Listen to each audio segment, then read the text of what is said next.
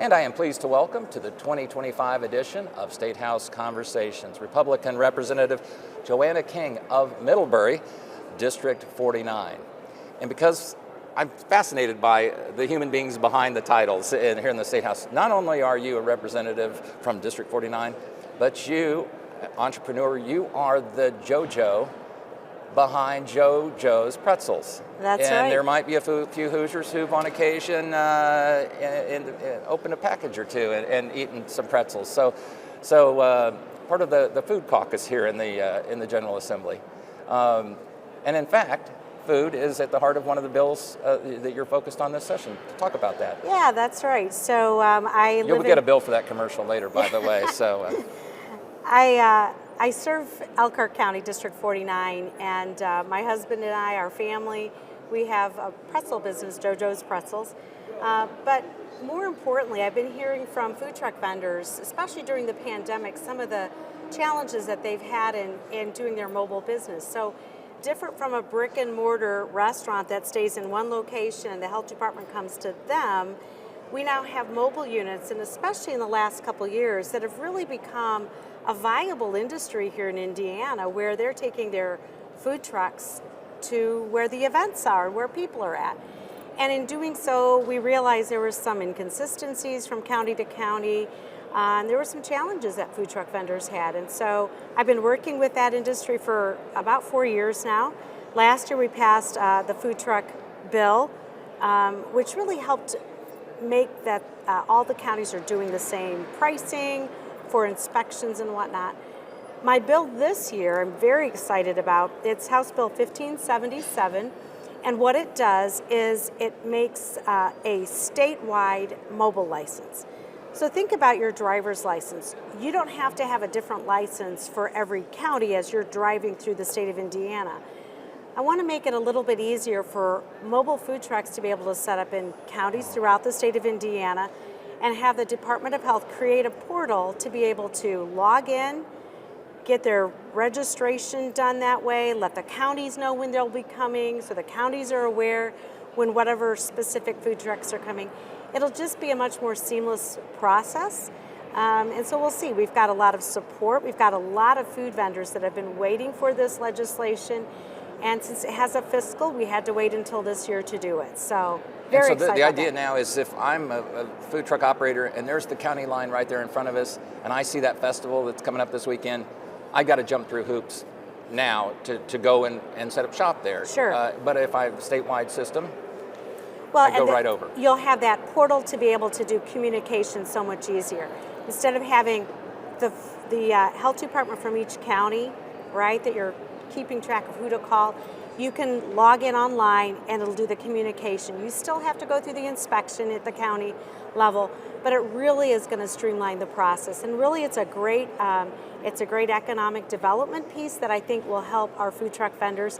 And let's be honest, it's going to help every Hoosier in the state of Indiana be able to get their favorite pretzel or corn dog or whatever, because it makes those mobile food restaurants really be able to travel and be able to bring their food to the masses. I guess you could say you don't want food vendors to be twisted up in knots like a pretzel. Well, I didn't say that, but you know what? I hope you use that in committee. You don't even need to credit me. But yeah.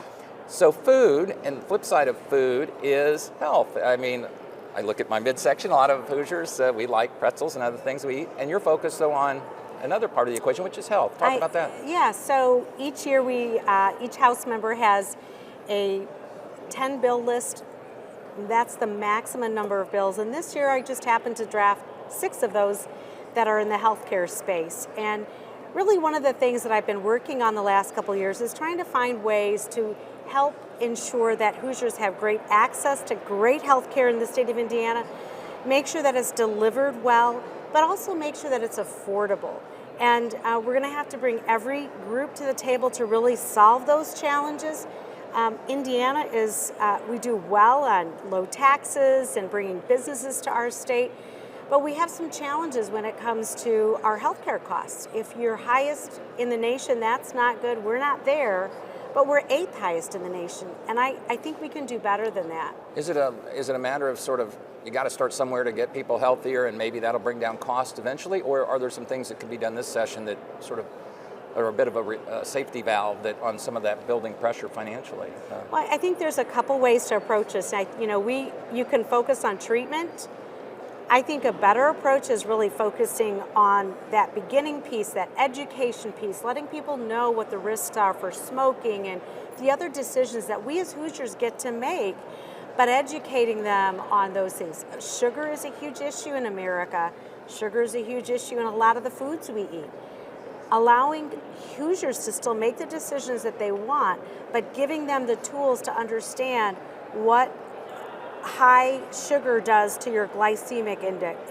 All of those things are part of really solving those challenges that we see in healthcare.